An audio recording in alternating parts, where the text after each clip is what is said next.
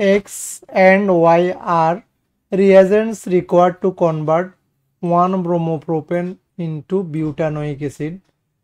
1-bromobutane is converted to butanoic acid. X and Y are two reagents. So what are the correct identities of reagent X and Y? That means X and Y are what reagents? So you see, this is 1-bromopropane, this is haloalkane to cyanoalkane or alkane nitrile.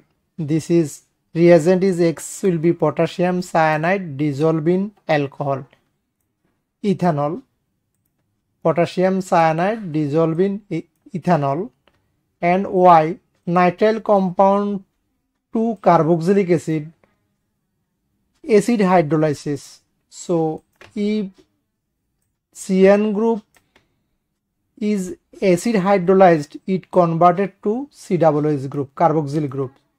So butane nitrile goes to butanoic acid, reagent is aqueous hydrochloric acid.